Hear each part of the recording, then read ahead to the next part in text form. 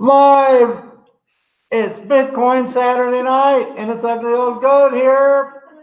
And what a special thing we're doing tonight. I want to introduce Marisol, and this is the wife of Kostusas, our guest that we had, I think last week. But at any rate, this is going to be a show where we're going to do Women of Bitcoin. The goat lady's going to be here. She just got out of the shower. You know how that goes. And of course, that's why we have a little late start. And to start out here, I want to briefly outline to everybody that the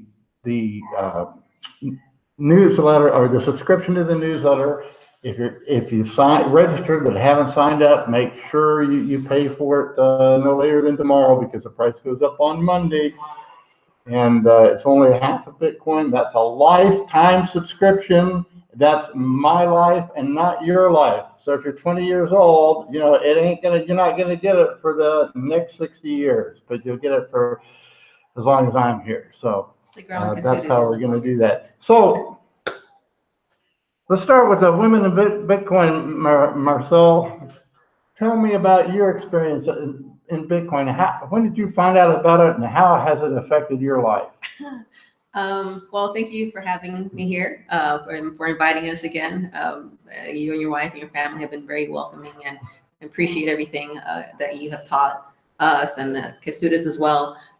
So I have been with Bitcoin. Well, I learned about Bitcoin actually on our first date with Kostusas.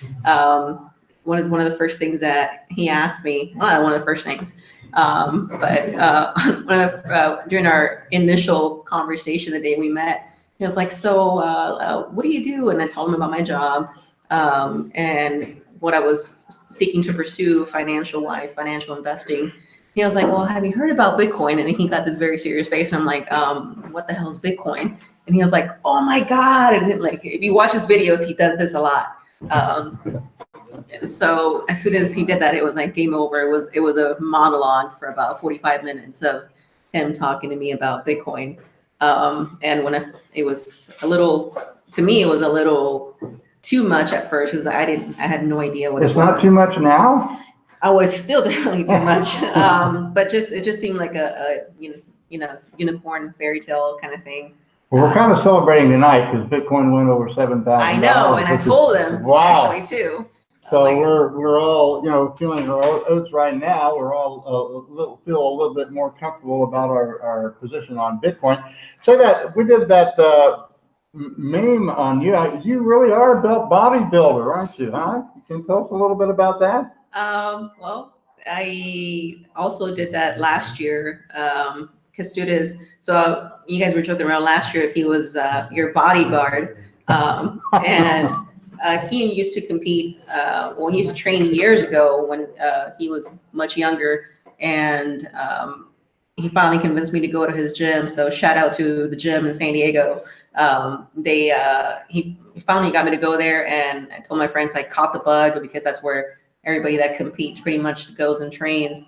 And he would like make me start posing, and I'm like, no, I'm never gonna do that. You're crazy.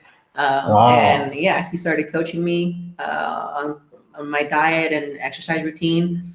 We went to the Bahamas in July for my birthday, and a month later, I was on stage in 3 pieces of material.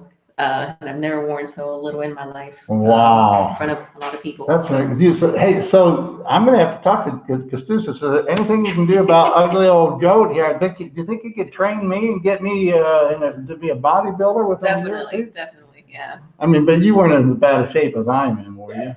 Well, I have no. Okay. You're not in bad shape. You're in good shape. I'm not in good shape. I was in good shape at one time, but that memory is starting to fade. No, it took a lot of rigorous dieting more than anything, because I'm Mexican. I love all the food that we have. Like last time we came here, we're a little bit behind because we had to stop at one of those coco places, and And I love mangoes. And yeah, he just looked at me and was like, "What are you doing?" I was like, I need my mangoes. That's my fix." So David, you need to go get the goat lady. Go, go, go get her out, drag her out of the shower. She needs to get it over here. So, anyway, so does Bitcoin still, how do you control the Bitcoin in your life now? It seems to be what percentage of your life now do you think is, of course, I don't know how much I can say, but you are one of our, you're in the military, and we want to thank you so much for protecting our country. thank you. And I won't say anymore because I don't know how much we can share on social media about that, because this is separate from her professional life. But she also has a very awesome position defending our country. And so, wow, what a special treat we have with Marisol today. Okay, where's Bitcoin now? How much time are you putting into it, or is it mainly just giving the support that the Kostusas needs to where he's going? It's on my own. I'll monitor it throughout the day. Sometimes, when I'm in my job, like every now and then, I'll glance at it. And sometimes, because my job is pretty demanding, I'll go a week or so that I don't even log in and check what's going on. I have it on my phone and my app, and I think I check that way more than my bank account now. Do you know how to use a Trezor? I'm gonna embarrass myself and say no. So well, that's fine. So what the little that I've learned from watching Kostusas videos, and just basically hearing you speak, some of what Tone says, and just even trying to explain to my friends, convince a couple of my friends, actually, even my mother, to buy into Bitcoin. And because same case, it was like experiences with the banks haven't been the best sometimes, and it's now with Bitcoin. You asked earlier, where is it taking me now? I'm actually, God willing, all goes well, I should be able to lock in a house by the end of this month, and my payment is through Bitcoin. Sold some Bitcoin, and I'm hopefully closing out my house this week. All right. In Philadelphia. Oh, very good. Okay, well, I'm going to go a little bit into our website now. Let's see if I can do screen share. I have learned screen share, so I'm getting a little bit better at this. And let's see, and it goes here. Oh.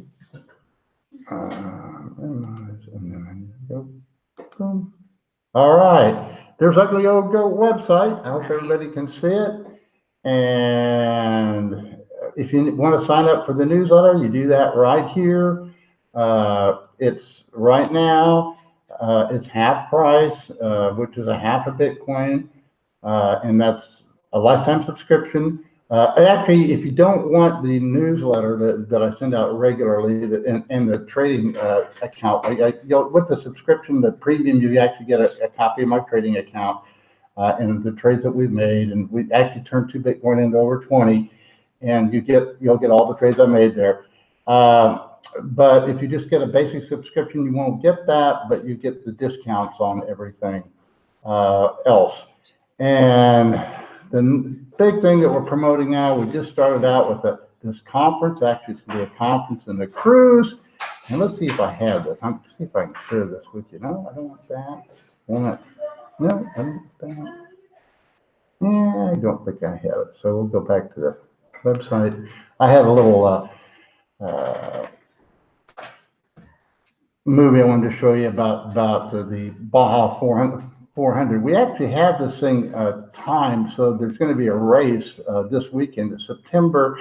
The conference is September 19th through the 21st. We leave on a Thursday, and then it'll be a conference. That night we'll have some kind of activity, and then all day the next day will be a conference. And then Saturday is the race in Ensenada, and that's going to be really. If you've never been to one, it's a great thing to come and watch. I was hoping to show you a video, but at any rate, sign up for this.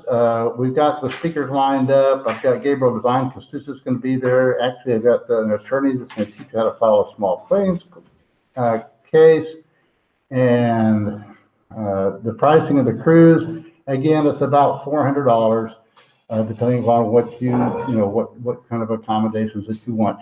We do require, we're limiting it to 60 people. We do require that you purchase a ticket. If you're a subscriber, you get a 15% discount. And for the conference ticket, the cruise, there's no discount on. And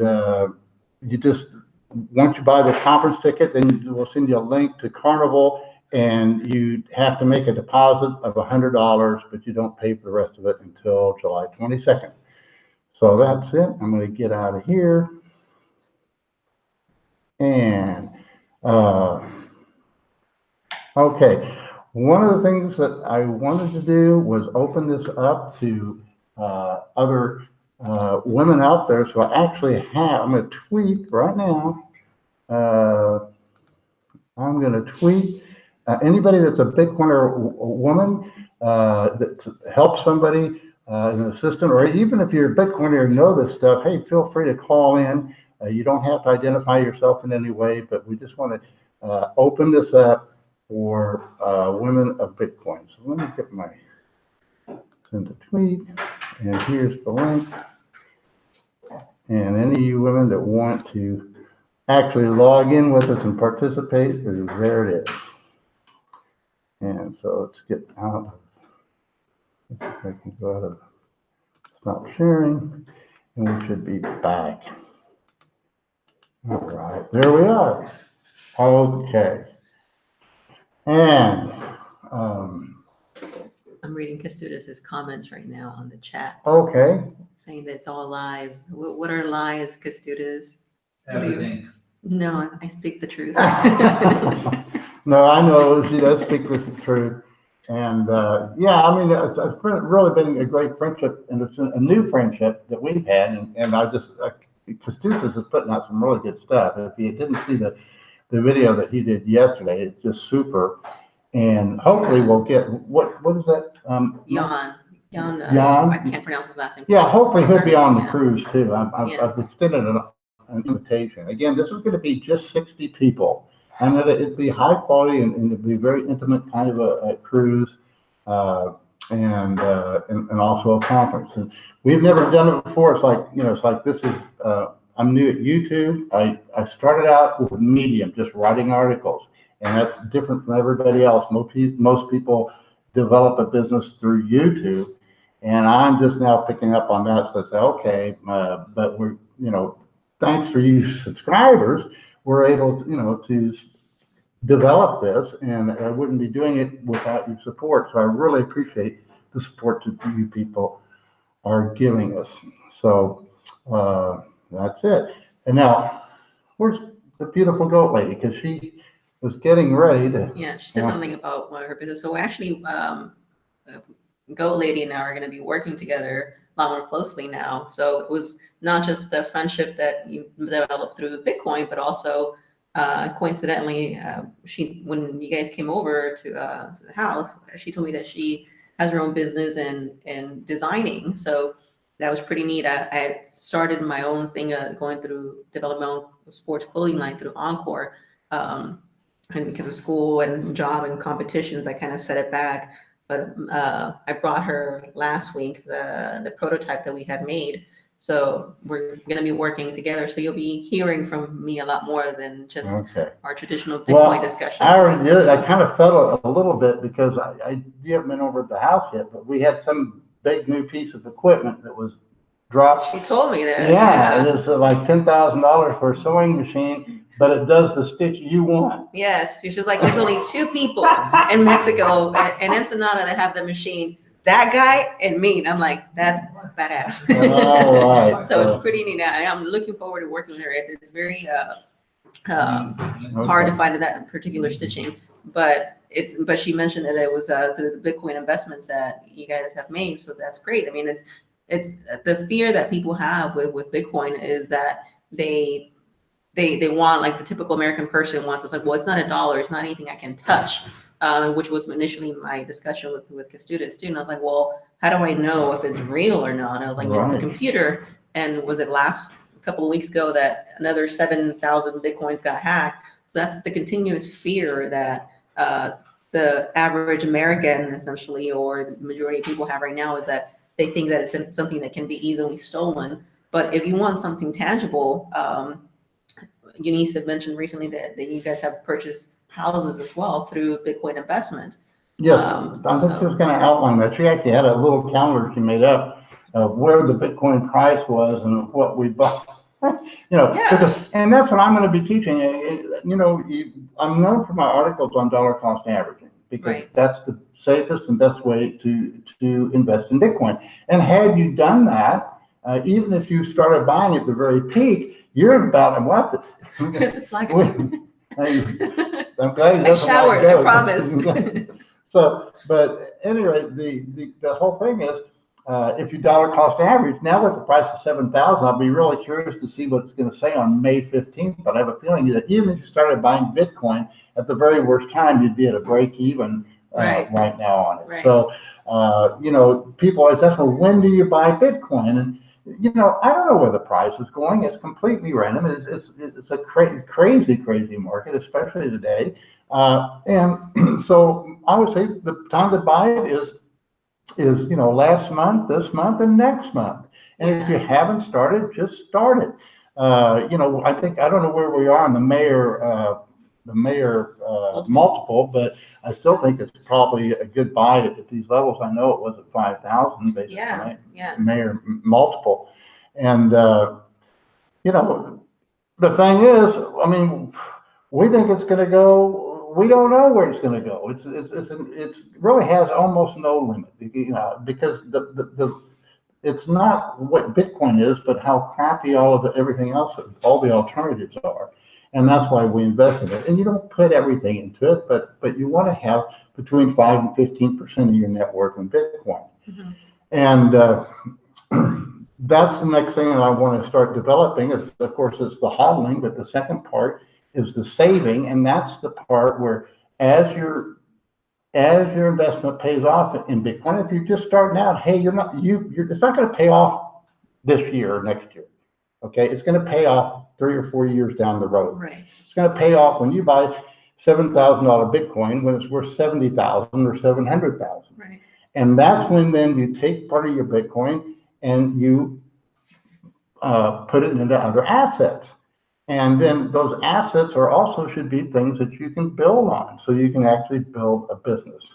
And so that's the whole theory behind it. Again, it's very true. Kestutis started Bitcoin when I think he told me it was a few $100s. I started when it was a few $1,000s. He told me too late. Just kidding. But from the time he told me, actually, we met in August, and I bought my first Bitcoin maybe 4 months after that, and I bought it at 3,400 was the first time I bought Bitcoin, and I recently sold it to, like I said, buying a house. So unfortunately, I sold it when it was at 4,000. So I still made $600 from it, from each one.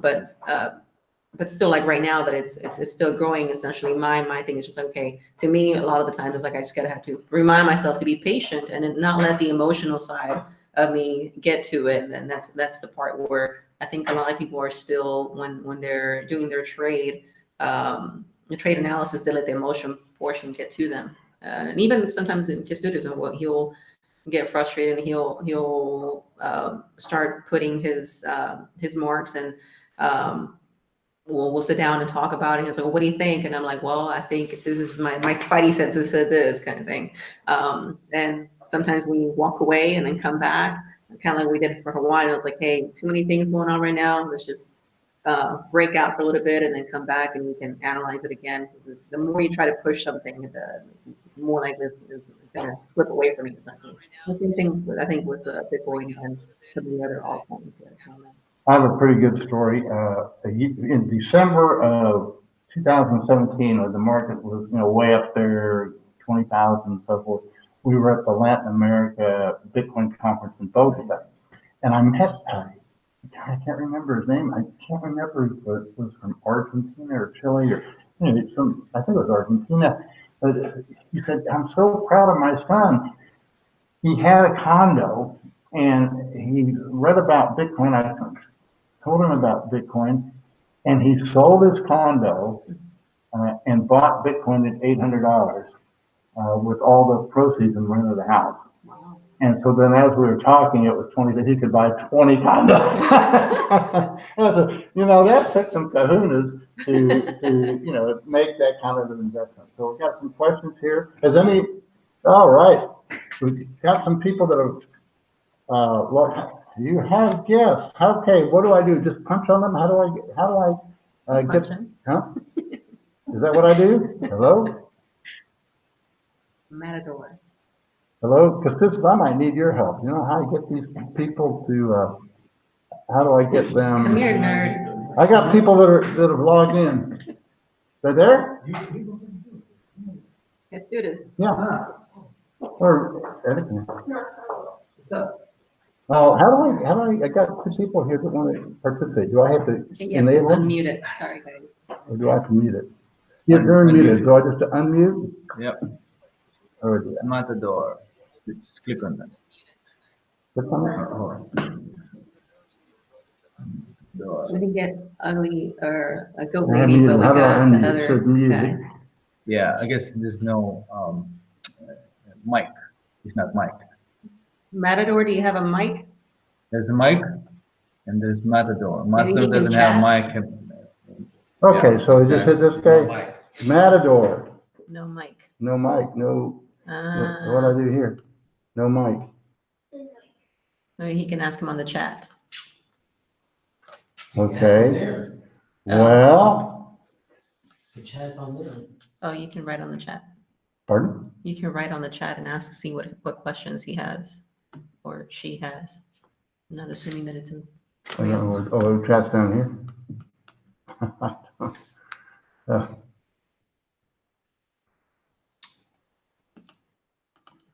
Okay. Type in the question. Are there questions? Yeah, you want to go to the chat? Yeah, I don't know how to get to chat.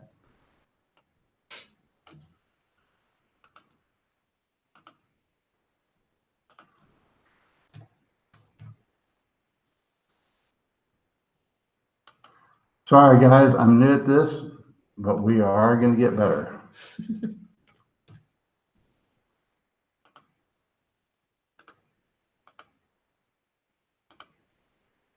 Oh, it's off, speaker's off for some reason.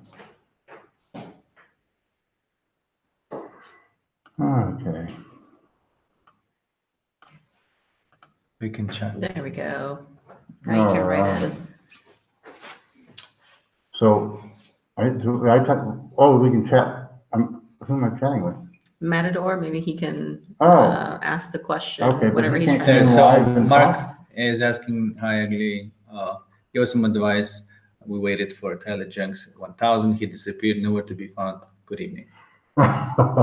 Tyler Jenks said it was 10,000 was the next mark. I think it was, I saw it a couple of days ago. That was his claim that the next hit was going to be 10,000 and probably some retracement from there. And that's why I think prognosticators make a big mistake trying to forecast the market. Yeah. I make no such attempt. I don't claim to know, and it can do nothing but get you in trouble. But I really don't know. I mean, the one thing I do know is I don't know, and I trade accordingly. Right. And therefore, now fundamentally, yes, I just think there's a strong case. I mean, imagine fundamentally, what is the dollar worth? Well, it's worth the paper it's printed on. And that's the fundamentals behind Bitcoin. And the fundamentals behind Bitcoin is that there's a limited supply, it's unconfiscatable, it's borderless.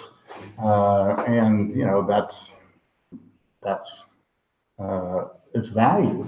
And so, the fundamentals, that's what I emphasize. And I just don't, you can't get all wrapped up on the price on Bitcoin, because if you do, it'll just drive you nuts. No, and that's something actually that we were talking about on the way over here and that we've discussed a few times is that Kesters was basically saying that you basically don't learn until you completely get liquidated or until you have like significant losses. And coincidentally, I've actually always had my train of thought is like, it doesn't matter how many times you fall, is how well you rise after falling that defines you. So Same thing with investing, and in particular with Bitcoin. You sometimes don't understand uh, what is going on with Bitcoin, and you are not going to fully grasp what is going on and learn it until until you lose, you have substantial loss. Unfortunately, some people that's the only way they learn. And are able to fully grasp whatever the material is being given to them, because otherwise it's basically just in one ear and out the other, and I've taken some hits financially as well. So Yeah, and that's how you learn. I mean, you learn through your mistakes. You don't learn through success. And I just had a follower of mine that he wrote in fact, I put it in one of the newsletters, and he just needed some words of encouragement because he's a big Bitcoin believer and he was trading, but he didn't follow the rules that, I taught him, and he realized it. And I said, hey, it's not the end of the world. You will recover, and you learn from it. And so that's what I emphasize. Hey, don't be trading Bitcoin if you don't have Bitcoin. There's no reason to be trading it. yeah, And if you don't have Bitcoin, don't trade it. Yeah. Figure out your net worth. If you have a net worth of $100,000, okay, you need to concentrate and buy $5,000 to $15,000 worth of Bitcoin and just hold it. Now, if you want to trade it, you can take a very small part of that, maybe 5 or 10%, and try your trading skills with that. But you don't ever want to risk that hodl, because that hodl is what's going to pay off in the long run. which is Right. basically what I'm doing right now. I'm using my HODL to buy my house, my next duty station. But you brought up something for well, actually, I don't know if you want to talk about your MTA Oh yeah. portion. Well, like what I have to say about somebody getting like liquidated, or because I know there's a lot of people out there that have. What I have to say is that I've been liquidated before, incidentally. Yes. So so anybody that's traded has been right. my point is that every single great trader that ever lived got liquidated at one point or suffered significant losses. Every single one. So in a way, now is the time that you can become good. Now you have ears to listen. What Ugly keeps, can't teach anyone unless they got liquidated in the essence, right? Because then they can listen. Yeah, now you can hear. Yeah, Now if you you've can been hear. liquidated, then now you'll have ears. And the whole thing is, if you got wrecked, it's real simple. You were over trading, right? Yeah. And I'm actually in a position now. People that are subscribers, that they know the position I'm in, and I don't recommend it. I'm long Bitcoin and been long Bitcoin, but I'm short the Ethereum, and it's kind of a mess because they don't commingle the margin requirements. So each side, I got to make sure I have to make sure that I have enough in there so I won't get wrecked on either side, which just makes it a bigger problem. And I shouldn't even probably do that in my trading account, particularly when I'm sharing it with the public, because it's not something that a newbie should be doing at all. And I don't know that even I should, although it has worked reasonably well. And right now, I don't want to position. I mean, right now, I think you're kind of the same way. We're just kind of watching in amazement. Right, exactly. I mean, my Should've long bet against I'm you, following though. up with a stop. You just, I'm not worried about it until it takes out a 2-week low. You just let it ride, because who knows how high this is going to go. Right. People are talking $1 million Bitcoin. Well, if that's true, how are we going to get there? We got to go to 10,000 first, and then 20,000, and then 100,000. But Yeah, you have to understand that people who are buying Bitcoin at 7,000 expecting it to go to 14,000. So there are people expecting Bitcoin to do very well, and so far we don't have many buyers at all. okay, I've been Sorry, asked, sellers. do I agree with Tyler bottoming at 1,000, the Bitcoin bottom? No, I never have. But I haven't scoffed at the idea, because I've been around long enough that I can see that possibility. And there's nothing to be, the euphoria that's in this market now. We still have to get rid of these shitcoins. And I mean, it's gonna have to happen. And there's, you know, in January, I was very bullish on Bitcoin. I was, you know, at the conference, I was the only bull there, and you know, my reasons because of basis, and we did quite well, you know, based on that position.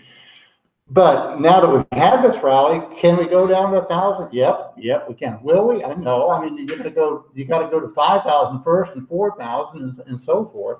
So I would not predict that that's going to happen, but it's very possible that something could happen and it could spike down there. That's, you know, unfortunately right now, you know, Bitcoin is a unique asset that's all on its own, but it is a lousy cash, and it's such as a store of value. I mean, in the long run, it's a store of value, but in the short run, it's a terrible store of value. It's not like, you know, it's not going to be the same price tomorrow as it was yesterday. So, and what I have to say, if you guys expect to do well, listening to experts predicting what the price is going to be, then that's not a good expectation. You know, that 100% you will fail on that one, because you're essentially saying that the predictability and profitability in the market is in prediction, and that is a sure way to lose a lot. And the execution and money management is what's important. And what does that mean? That means that whenever there's an opportunity for you to take a trade, your TA shows you one direction or another. When you position that, what you're doing at that point, you're not 100% sure that it will go there, because if you are 100% sure that it will go there, and if it doesn't, you lose everything, right? So what you do at that point, you take a chance to lose a little or gain a lot. So it's still a chance, right? So there's no way around it. If the expert said it's going to go up, another expert said it's going to go down. So which one is a better expert? They're both great. They're both TA experts, which means they can tell you probabilities which way may go, right? So which means there's still a chance. So you got to play like it is a chance, right? You got to be ready to get your, you know, loss there, little loss, right? And then, you know, sometimes people ask me, I say that you might want to think the different way. You might to look at it as that, okay, can I try to lose a little and see if that as a consequence going to make me profitable? That's a different way of thinking, right? Because then you're not afraid going through the punches, you know, and that's the only way to do it. You take a chance. Okay, fine. You know, 2% loss. You take a chance here, take a chance, and then you get your move in. but you right? know what? We can't talk about trades. We gotta have our own show for that. Yeah, you shouldn't have invited me. You know, that's right. I shouldn't Because have that's done what that. I But do. You know what? I'm I not could have Bitcoin somebody to as help me with this, but we can talk about using Bitcoin in your daily lives, and that's you know, my wife, the gold lady, she's my balance. You know, if I was all by myself, who knows what I've been spending money on, you know, but because of her, she gives me a purpose. You know, I have beautiful children to provide for, and she, you know, she puts pressure on, you know, I want this, we need that. And so as, you know, ICE was, you know, buying things, I wouldn't have bought them from me, you know, but as a provider, I gladly do it for my family. And this is why I say, if you're a young man or a young woman, you just want to use Bitcoin as a savings. Just start accumulating it every month, and you know, and give it a few years. That's what, you know, I started buying in 2013, and I bought it. I think the first Bitcoin about $90 and $95. Of course, it went up to 1,000, and then it went all the way back down to, you know, under $200, $150. But all this time, I was accumulating it, and that's what paid off in the long run. And that's what's going to. This is still just beginning. The future of Bitcoin now, and what I'm trying to emphasize, is we need to get people that are, wage earners and the working man, entrepreneurs that have a small business. They need to learn how to incorporate Bitcoin into their business operations. You have to get the fear out of it first, though, and that is it's the biggest hurdle, essentially. When we were at the Unconfiscatable conference, Jan, that's actually where we met Jan, and he was one of the gentlemen that stood up and asked a question, and he asked, what is being done to make a Bitcoin or cryptocurrency more user-friendly? And unfortunately, we're not there yet. So how do I teach? My mother is a very smart woman. She has had her business, her restaurant in Texas for 15 years. And she's an immigrant. I'm an immigrant. I was born in Mexico, raised in Mexico, Texas, and US, all over the place. And how do I tell my mother? I was like, hey, mom, open a bank account. And she'll go open a bank account. But how do I tell her? How do I explain to her? It's like, hey, open this mythical, account that you're going to have, and you're going to be able to eventually, it's like, well, what is it? I can't touch it. I mean, she barely even trusts debit cards as it is. So to get her to buy into Bitcoin was a challenge. And a lot of it was because it was that, mother-daughter relationship and that trust. So unfortunately, there's no platform yet. I know Kasudas is working on something to make it a little bit more user-friendly, but it's going to take some time to develop. But how do you get people to get it to where Bitcoin becomes a norm, essentially, Right. and the trust portion, and getting people like yourself, Tone, Tyler Jenks, Leah, who's very bright on Bitcoin, is to get these people together to explain and teach and develop that trust into Bitcoin. That is crucial. And you know what? Bitcoin has this quality where there's no third party, and that's wonderful. Bitcoin is in and of itself. But again, it's always been my contention, and I think all the F.A. Hayek, confirmed it to me. That is, Bitcoin's never going to be or do anything beyond being a speculative asset unless we have free market banking emerge. Then that's why I'm creating this website. That's why I'm doing this affiliate code. So you can have a revenue stream. Now, you can take out that because I'm giving you a credit, and you can take out that credit once a month, or you can buy something on our website. But here's the next thing. I also was able to get the domain of bitcointether.io, because this dollar tether, I know why they did it. Because the banking system, but we need to have the same thing in Bitcoin. And Jimmy Song has taught me, hey, you know what? Off chain, you don't need to use Bitcoin, but it's the Bitcoin standard. We have to build the Bitcoin standard. The Bitcoin is simply the standard. That's the rule. That's the governor. If I'm issuing too much credit, hey, people are going to demand the Bitcoin from me.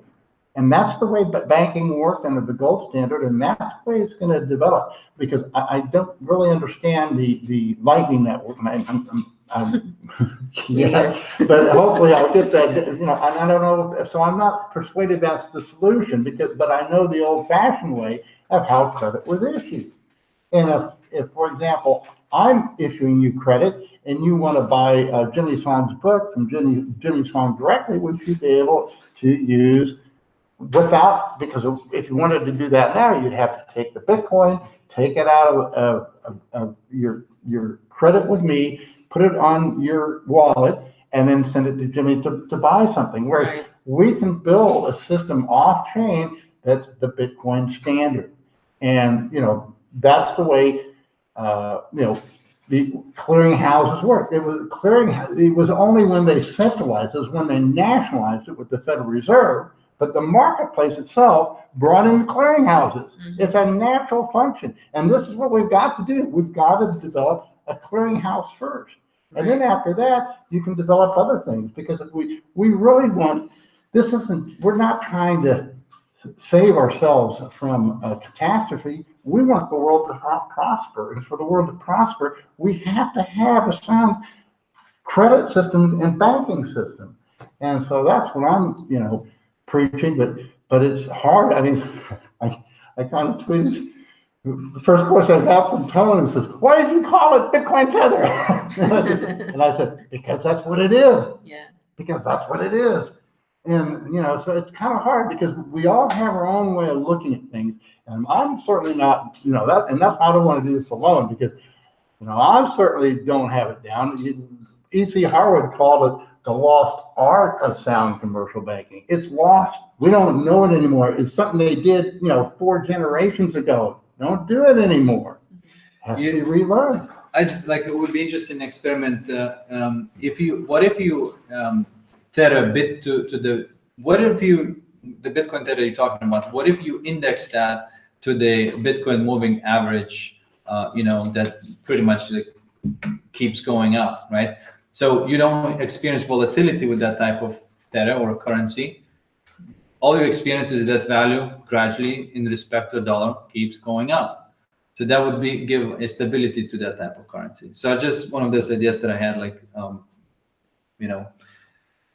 Yeah, I'm not so sure that's kind of what they do they did it for a while here in Mexico, where they fixed the price of gasoline. It was, Right. and I think it has to be free floating. I mean, a Bitcoin standard has to be based on Bitcoin because it's going to be, and that's how it works. And it's just like, I'm not sure. The market is just in a weird situation now because of all the bad banking that we have. Because we really, our exchanges, Bitcoin exchanges, are the banks, and they're bad banks. We need to get good banking in here, and that's coming. But it's not going to come from, these exchanges that are offering all this garbage. It's got to be people that are offering good, sound services or good coming into the marketplace. And then that's legitimate credit. It's called, self-liquidating commercial paper. Banks would actually create money. It wasn't out of it nothing, okay? It represented, they would actually have a lien. Let's say if it was cars, they would, as those cars are being built, they would loan the money to the manufacturer. He could pay the suppliers and the people, and then they could go and buy it. They could buy anything in the marketplace, including gold. And that's how it's going to develop. It's going to happen one exchange at a time.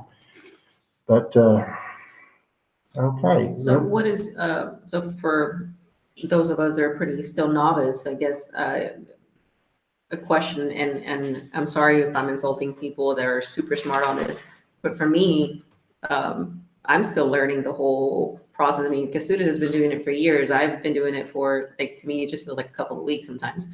How do you explain why there's Bitcoin and then there's all these other, people call it altcoins, shit coins, and it's like if Bitcoin is the way to go, why do people even bother investing on the other ones? Is it because of fear of the price, or why do you?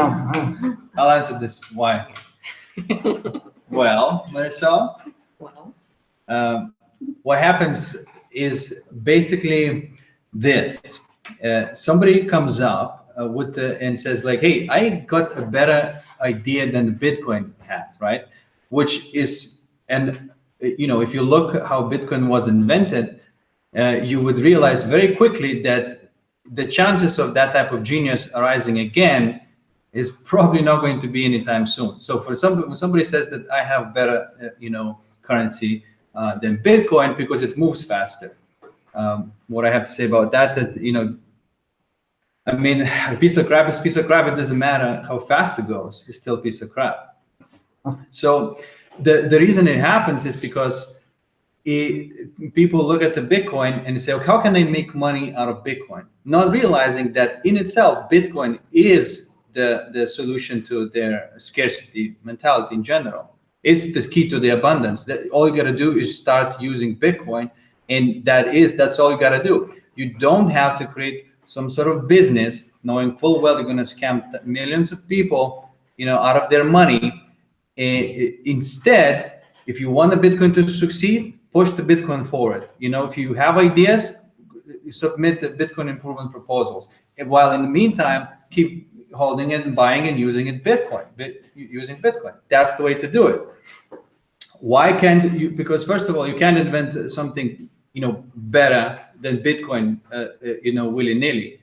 And then you can't say that just because you improve the speed, that's somehow, better than the Bitcoin, because by improving the speed, you negated all these other aspects that make Bitcoin what it is.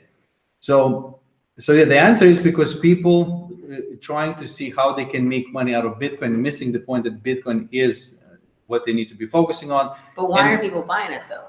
Because I bought it too. I bought Ethereum and I bought Litecoin, but because it was cheaper, honestly. So, but why? Okay, is it because those people that have that fear want to buy the shittier, slower, cheaper cryptocurrency buys Bitcoin? No, Bitcoin as such, it's like People are buying that because they don't understand Bitcoin. That's the number one reason. And the other thing is these ICOs, particularly when they issue their currency, they actually are creating money and they're getting good money. They always issue them in Bitcoin. So they want to give you their crappy money, and because they have that, now they can also promote their crap. And so you don't see any advertisements for Bitcoin. You'll see exactly. You'll see people, avid followers who believe in it as sound money. I promoted the sound money. I believe it is sound money. So I'm doing these videos because I believe that. And yes, I made an initial investment of my own. I can't do it indefinitely. So I bet, hey guys, if you like what I'm doing and you think I'm going on the right direction, subscribe to my newsletter, a lifetime subscription, My Life Not Yours. That's the only way we can do it. Tone Vays is out there. He, almost all of his material is free. I mean, it's phenomenal the amount of content he puts out, every week. I don't know how he does it. I really don't. I have enough, just doing a couple of YouTubes is a big thing, and then trying to write all this stuff. It's hard. I don't know how he does it. But Bitcoin increased in price in sort of gaining some traction and success, not because a single person advertised Bitcoin or because they had financial incentive to do it. Bitcoin did, prove and got to this point because of the merit. Now, if you come up with a coin that can do the same thing, you wouldn't need to advertise. Everybody would be aware of that. And if it is better than Bitcoin, it will get adopted. You don't need to worry about it, right? But the thing is that it's not going to be your company. It's just going, it's just going to be another currency. But the thing is that we don't need to do anything at this point. We don't have to reinvent a new Bitcoin. All you got to do is just build on top of it, right? You don't ever see any advertisements for the dollar or the euro or the ruble. Exactly. Or the yuan or the I want to point out that they peso. were scratching their elbows at the same time. Sorry. Yeah. Lies. So no, so the reason people are getting into it is because they are being promised the financial gain, right? That's what they're being promised. And people, speculative animals, they're gonna go like, oh, I'll try this out because I saw Bitcoin did it. But Bitcoin did it not because anybody advertised. So you see, that's And you have to remember, thinking. when Bitcoin was created, it had no value. And it had no value for over a year. None, zero. And then the first recorded transaction was 10,000 Bitcoin for 2 pizzas. And then, your friend, when he was talking about it, he got into Bitcoin. He said he bought it at 2 and watched it go to 30 and then go back to 2 or something. Yes. So he just forgot about it and he lost the Bitcoin because it wasn't worth anything anyway. But it was an interesting experiment. And then when he saw, hey, this thing really is for real, then he started looking into it more and more. To me, it's because Bitcoin has integrity. In and of its intrinsic value is its own integrity. And the thing is, because it has integrity, people that use Bitcoin and understand that not everybody, but because there are bad apples in there, but for you people that are into Bitcoin, and particularly those that are listening to your message,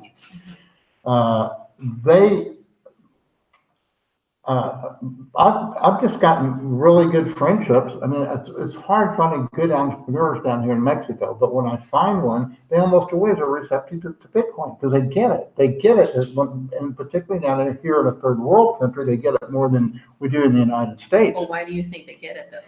Because they've had the devaluations in the peso. They've seen, land. They've seen confiscations here. We've had confiscations in the U.S. I mean, Roosevelt confiscated gold in the 1930s. So yeah, it's so remote for the average American. They're the mindset that it can't happen here. Right. And in Mexico, they're much more aware that everything can fall apart in a hurry. Okay. Yeah, and with Bitcoin, there is no commercial company behind Bitcoin that you can create, right? If you try to create a new currency, a new coin, or a middleman platform system, or whatever you're going to try and build around Bitcoin, Bitcoin was built to remove the type of business that you're trying to create, right? So there is no business around Bitcoin. It's a peer-to-peer platform. The only business around Bitcoin is exchanges. And if you invest in an exchange, good for you. You did it very well. But if you are investing in any kind of clones or these commercial projects that meant to be pretending to be Bitcoin, which is ridiculous and impossible, then obviously you didn't do very well, and you won't do very well. And if you're a person who created a type of business, you won't do very well either. And I do understand the temptation to actually go with it and say, well, if people want that, why don't we just give it to them, right? And then why don't they create something that doesn't really have intrinsic value, but everybody believes in it? And I'm going to incentivize everyone and motivate everyone just to create that value. So as long as everybody subscribes that it has value, then it does have value. Now, every single thing, tulip manias and also all these things in the history showed us that if you have this craze on something that doesn't have intrinsic value, it ends up really bad. And that's what I have to say about projects like Hex that's coming out. Yeah. Well, I wrote a little article about Hex, and I actually think that one's a little more honest than some, because at least what's his name, Richard Hart, he admits, hey, I'm in this for the money. It's a pump and dump, and he's not promoting it as being well, he is promoting it as being better than Bitcoin and all that. So he does all of that, but at least he's I call it honest corruption. Okay, it's honest corruption. The honest corruption is I kind of consider that the difference between Mexico and the United States. In the United States, it's all hidden, and it's in the fine print. Down here in Mexico, it's right in your face. Yeah, they must screw you over. Right, and so you can get it and deal with it. It's I wrote an article about it and how it got stopped by the police down here. You always just if they stop you and they're trying to shake you down, say, well, let's go see the judge, and that usually shuts it down. Back then. But if they nail you to rights, you want to, one of them, one policeman pulled me over, and he said, and he said, I was on my motorcycle. He said, mister, you just ran through a red light. And I said, you don't have a video. How do you know I ran through a red light? He says, mister, I have my own video camera. Can you see that traffic light over there? I said, yeah, I can. I said, well, now, can you see when it changes from green to blue? Well, you came through when it was green, so I knew you went through that stop sign. I said, you know what? You're right. I don't want to see the judge. And so I handed him 200 pesos, and he was happy, and I'm happy. His family's happy. I didn't have to go see the judge and pay a fine, and so in that sense, he did fulfill justice, and he was a direct beneficiary. We got one question here. who do you think Satoshi is? Yeah, if you A had to person or guess, who do you group? think Satoshi is? The closest thing to Satoshi that I come up with that could, what went behind the technology and the capacity for that type of understanding that required, I would point to Nick Zappa. I know that, but if anyone could do it, that person could. Okay, well, I wasn't gonna mention any names, but yeah, I just, I don't know, it's not important, but yeah, I know who it's not, the fake Satoshi, so. Yeah, I don't know, but we it got- could be that it's a group of people and it was just the code name. Ah. And we don't know, and it's designed for that purpose, for us not to know. And it's very interesting to guess, but it's always going to be conspiracy theory because we will never know. Okay, Because if we would, we wouldn't have Bitcoin. I don't know who asked this question, but we don't really want to even answer it. Do you folks dislike Cardano? I don't even know what Cardano is. I know it's some kind of an altcoin. But yeah, we're Bitcoin standard based. There's only going to be one standard, and the competition is going to be on that standard. And that standard is Bitcoin. And the reason it's Bitcoin is because it's the longest chain with proof of work. Okay? And it's unconfiscatable and borderless. It's the most secure, okay? All the rest of them are just, I don't know what, we call them shit, and that's the best way to describe them. And all these types of projects, like Ethereum-based projects that talk about dApps and so on, that's a amazing idea, a great idea. But why would you want to buy that? It makes no sense whatsoever, unless you want to finance that project, which may be really awesome. But that doesn't mean that that's going to go up in value, because it's a product for the decentralized apps. So the people who are going to make money, the people who are creating these apps. And why would you want to buy something like that, right? The only reason they're selling it is so they could raise money and buy whatever they want, because I'm sure they don't spend billions on developing for this into the future. And all you're going to get in return is perhaps a good decentralized app platform, but you're not going to be the owner of it, because you bought it. So ask yourself a question. What are you doing? What are you buying? What is behind it?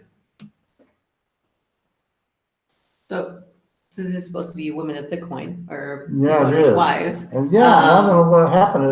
Something I must have think come up there. Goat Lady sent me The lady goat must have had something happen, but hopefully she'll show up before the show's over. So would you teach your daughter about Bitcoin? Have you been teaching your kids about Bitcoin? So this is actually something that I was listening to the other day. The problem with another issue is that people don't get taught about this stuff in school. We get taught to learn geometry, learn history, learn this, learn that. We don't, and to continue being on the rabbit race, essentially, like students always saying, it doesn't teach you how to become wealthy. And what you all are essentially doing is teaching people how to essentially become wealthy on their own with however little they have. They can start with the little altcoins, shitcoins, and make their way up to Bitcoin.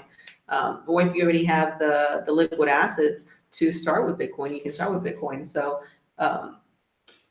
I guess as right now, unfortunately, like I said, that the school system, until you get to college, and even in college, university, like on a business degree, they teach you very little about any other stuff. They're just teaching you the regular process of the Federal Reserve, and there's supposed to be some gold Mount Knox stuff, but that doesn't really exist. And how do you implement? So like, there are some people that have written some children's books.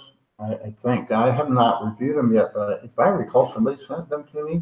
And I've been negligent because I kind of want to teach my children Bitcoin, but then I don't know that I really.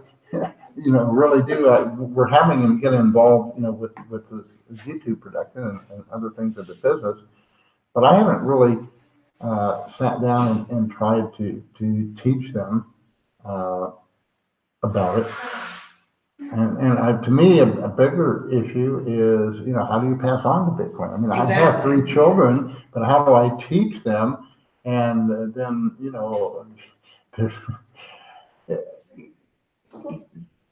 I love my children, but I don't always trust them, okay? Yeah.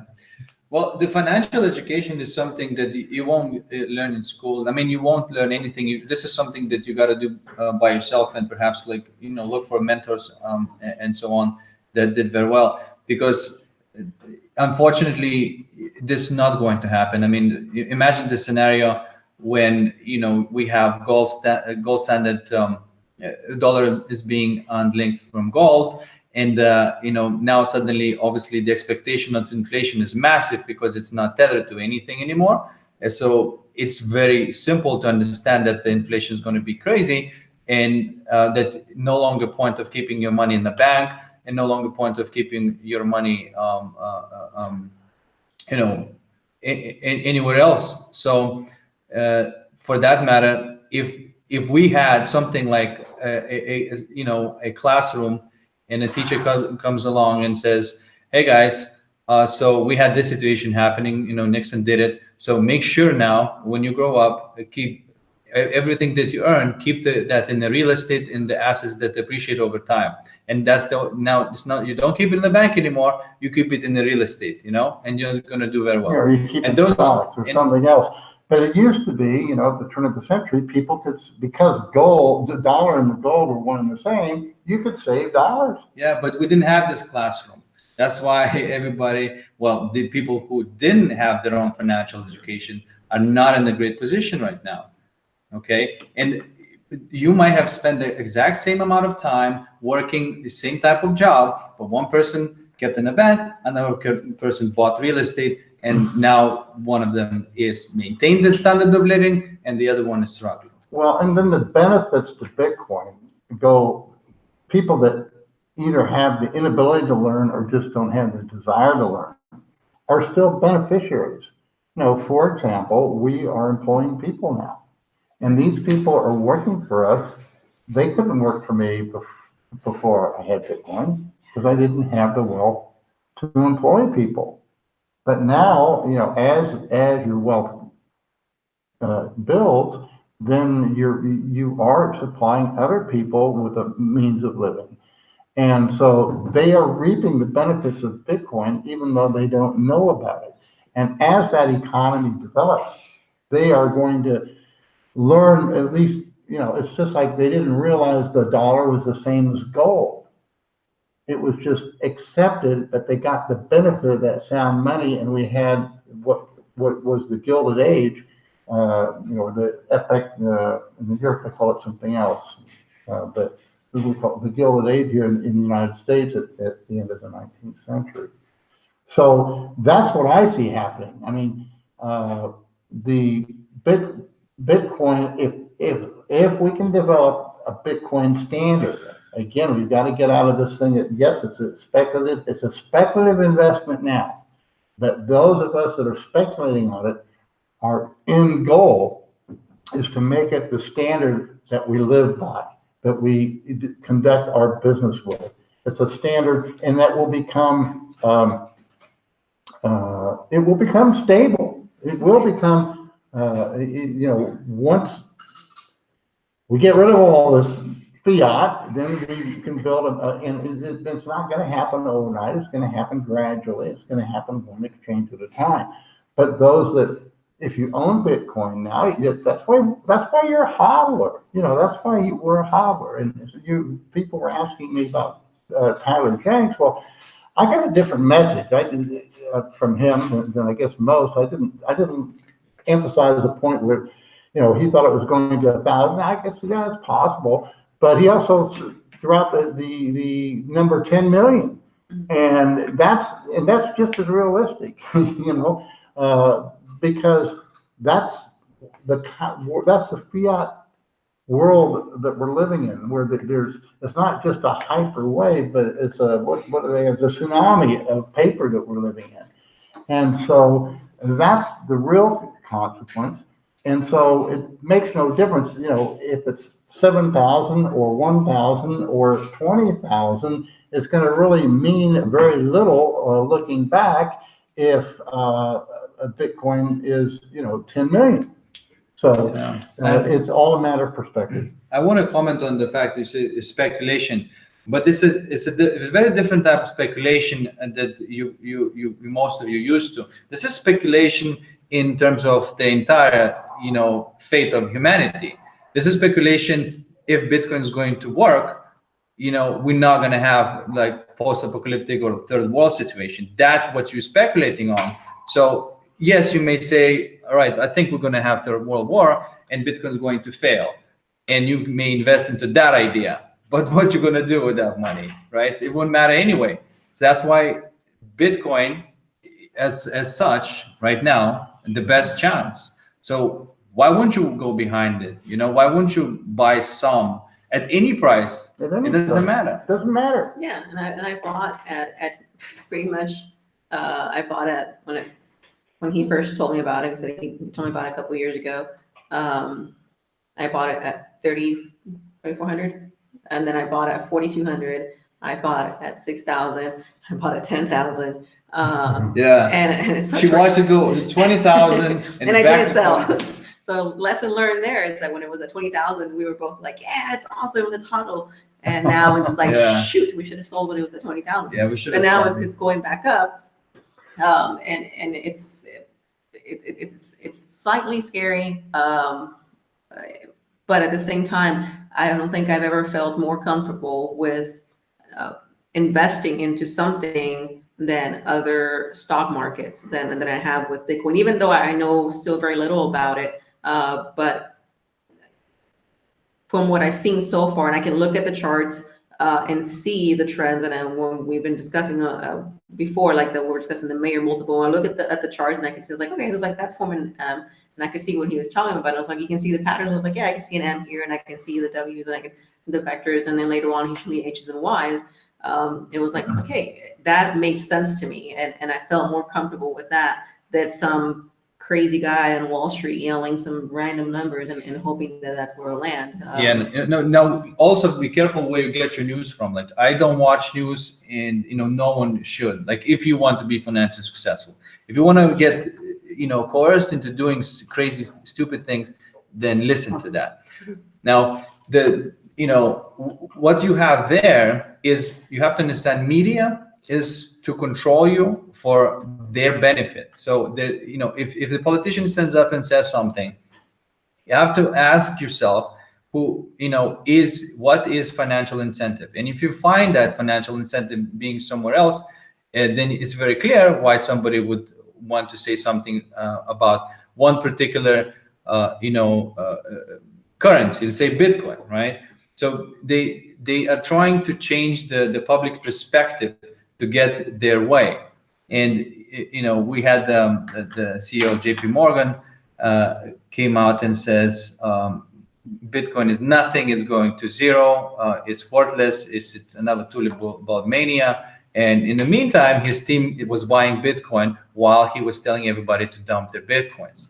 So that's what's going on. I mean, you gotta pick your media. That is why, like YouTube, Twitter, and you get to have access to the people who are telling you the truth, right? So you have such an upper hand for your financial, but I almost feel like education. the more they try to deny it, the more people are going to embrace it. It's like I shouldn't say this because I'm in the military, but it's just like weed. The more you tell them not to use it, the more people want to use it because it's so forbidden. It got to this so point, part of me yes. is kind of like, yeah, keep telling them not to use it, and we'll get all these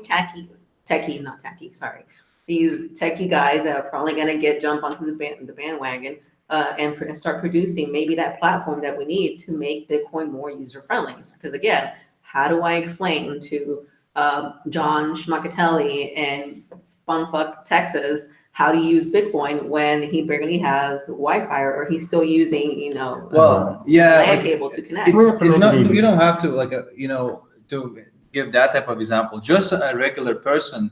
For a regular person to secure Bitcoin in a way that you can be your own personal bank is difficult. And I'm telling you, I grew up with computers since I was 8 years old. And I'm telling you, to do that correctly, it does take some technical, acumen, and that these people will not do it. So they will trust the third parties. And that's why we say that, hey, why did you put it in that exchange? Like, what else could I do? right? That's what you say. Like what? Like I can't. What if I lose my laptop? You know, like I can't have my Bitcoin Core wallet on my laptop because Right. what if that breaks down? What if I lose it? What if somebody steals it? Like do I lose everything? The answer is yes, unless you backed up your seed in your brain. The answer is yes. So that person will say, you know what? No, I'm going to keep using my dollars and I'm not going to use Bitcoin. That is the technical issue. And I think that everybody focused on developing speed and making sure it's, faster transactions, but that's not what would help people to trust Bitcoin more. No. Well, the speed is going to develop off chain. I mean, like it says what I got from Jimmy Songs, you don't need Bitcoin for most things. Bitcoin is a unique in and of itself. But to build a Bitcoin standard, yeah, you're gonna trust banking is built on trust. And you are in the end, we are going to try. I want to do business with people I can trust. When I first started my business, I couldn't be choosy. I had to take anybody that would do business with me, and I didn't know if I could get paid. I didn't know if they were offering a crappy product. Well, I'm not that way anymore. Now that I'm established, I don't take everybody for a client. Mhm. I have another business, and I'm choosy on who I do business with, and the same thing will happen, on the Bitcoin standard, and I do think, I call it the emergence of merchant banking. As more and more people are into the Bitcoin, it's going to be the merchants themselves that are going to create some kind of network, and they will actually finance it to make it free and to make it easy, because they realize by doing that they're going to get more business. Right. And so that's where I see it coming. And I don't have, that's just a general view. I don't know the specifics, and nobody does. And that's where the innovation comes in. That's where you youngsters out there, you need to, roll up your sleeves and get to work. But it's not even just the youngsters. You Huh? mentioned on your announcement for today, you mentioned the reasons why women weren't making themselves available to be here today was because it takes so much time. So it's not just about the youngsters. It's like, okay, what about the rest of us? Like in our 30s, we're trying to. It's like we perhaps You're want to youngsters in your invest. 30s, so. We perhaps want to invest into Bitcoin, but it just takes so much time, and it's like, yeah, I'll get to it later. I'll get to it later. I'll get to it later. Because it's not a necessity yet. Right. It's not a necessity. It isn't. But But that's it is, good news if you're planning for your future. yeah. Because it will be necessity, and you may want to have Bitcoin at 10,000, 20,000, But whatever what's the the price difference is. Well, it's into not a investing into necessity. Bitcoin because it's is it a storage of wealth to you? It's not a necessity, but if you want freedom, yes. and Exactly. So if I want freedom, right, from fiat or from banks and from being controlled, and I would love to invest into Bitcoin. Let's go reverse back 2 years. Had I not taken it took me a few days to figure out how to work Kraken. I mean, just to get a user login into Kraken was a freaking nightmare. And you have to stand still and do your mugshot 50,000 times before they actually Yeah. recognize it, and they kick it back another 40 times. But And that's the government getting involved. Yeah, It's really yeah. not crafting. Yeah. That's the know your customer KYC and AML laws. So Wait. the thing is that we build on we don't have that regulation. As long as we stay on the standard. We don't when I have this affiliate code and you have a balance with me, if you don't want to give me any more than your email address, that's all I need.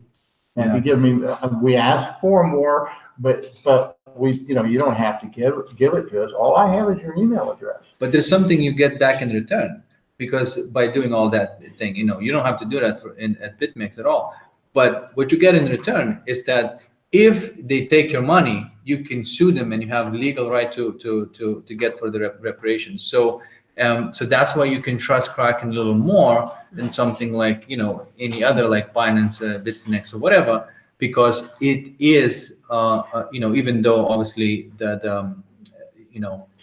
it's done everything based on regulations and KYC, that obviously gets the control over government and anybody can check what's going on. But in exchange, you have an insurance that it would be very unlikely for you to lose everything. Because in that scenario, like what you have the case, you can sue, and that's why it's protected by that, right? So the chances are that you'll do much better using something like Kraken as opposed to using something like Binance, because you can lose everything over there because they said that they get hacked. Which guys, wake up for 1 second. Hi, girls. Yeah, like you gotta wake up, guys, because how many times this is going to work? Oops, we got hacked, we lost your money. Oops, we got hacked, we lost your money. At some point, you gotta question how incompetent are they? Why they never, upgrade to security? And the fact is that they're not incompetent at security. They're really competent at stealing money. So don't buy this stuff, right? And that's what you get. If you register, if you use the exchange that has KYC, but it's inconvenient going through all this process, and and knowing that you have to be accountable to IRS and things like that.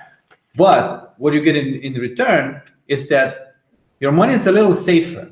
Okay, it's still not as the same thing as on the cold storage, but your money is a little safer. So you have to have that in mind. Something that has KYC is more safer. Yes, I would say it was safer. Like if they get hacked, and I don't think they will ever get hacked because they're not playing that game. We got hacked, we take your money, and because they're in the long run, right? They're interested in succeeding, and if they do get hacked, guess what? They are liable to pay you back, and unless something horribly goes wrong with the law in US, that will happen. Well, yeah, I did. Is Binance? Are they returning any? I Binance completely shut down on their deposits and withdrawals. You know anything about that? Yeah. Like Binance got hacked, but guys, they didn't get hacked. They just took your money. Well, I'm saying that they get shut down with their deposit withdrawals. I think they stopped for a little bit. I don't know if it's back up. Well, I don't trade there, and you want to, if you do trade, you want to limit the amount you have on an exchange, because that is subject to just disappearing. It's fact of life. I've been victimized by I think 2 or 3 exchanges that disappeared, and then I was on Bitfinex when they had their 30% haircut. So I just trade on BitMEX now. That's all that I do, and at the local here exchange in Mexico. So, all right, we got any more questions there? All right. Well, I don't know what happened to the goat lady, but we have a lot of kids here, so something must have come up. And Appetite for privacy. There's a question from Crypto Technicals. Okay. Yeah, that's from different. okay, now that's. Do Do we have any more questions? No questions. All right. Well, thank you for visiting us tonight. Thank Someone ask a you, question? Maricel, for we only had one woman from Bitcoiner tonight. We're hoping to have at least the goat lady. I don't know. And thank you for helping me out. We are getting a little bit better at this, learning a little bit more every week.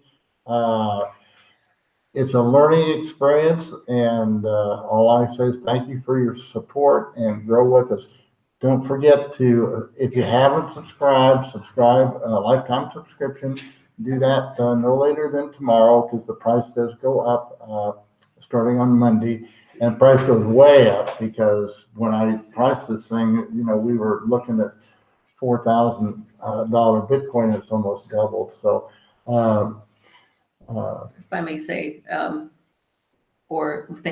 for inviting us and for inviting me to your show. But this is basically just as an example as to like the importance of getting that trust and getting the information out there as to what Bitcoin is, how can it impact your life, how it's, to me, except for me, it's impacted because I'm able to now, I wanted something tangible, I'm buying a house. But for women out there, you have to take the time yourselves. Yes, you're always going to have, I don't have any children, but there's always going to be something that prevents you from doing X. And as long as you keep on using that same excuse, you're never going to move forward. So for Bitcoin, take the time, read Yang's book, from the interview that Kasudas did. It's a phenomenal book. It's 90 pages long. I learned so much from it, and even from the interview yesterday as well. It was just mind blowing to me how much there is to Bitcoin and cryptocurrency and the ledger. So take the time. This is your opportunity to take control of your own financial wealth, your livelihood later on. And you can't blame the banks. You can't blame anybody else. The only finger that you should be pointing at is to yourself, because you didn't take the time to educate yourself on what this is and investing into it. And like they said, doesn't matter if you buy at 3,000, 6,000, 10,000, 20,000. Just once that first leap, and that's it. You'll start believing and you start trusting what is going on, because you're holding each other accountable, essentially. And the other thing is you meet all kinds of cool people in Bitcoin. Yes. And it's worth it in itself. Like I say, this conference, it's going to be small. There are only going to be 60 of us, but I guarantee you, you'll get a lot out of it. Can I say something? There's no person who bought Bitcoin and held on it for 5 years that is not happy right now. So that's something there. So if you buy at any price, and if you strong enough to hold it for 5 years, you won't regret it. Yep. Even those that bought it at 20,000, it hasn't been 5 years yet. So yeah, we could be headed back up, be challenging them. Then everybody, can you imagine we go back up to 20,000? Everybody's going, is this a double top or not? That'll be an interesting day. So, Get up all the fractals. yeah, we won't worry about that. So thanks for joining us.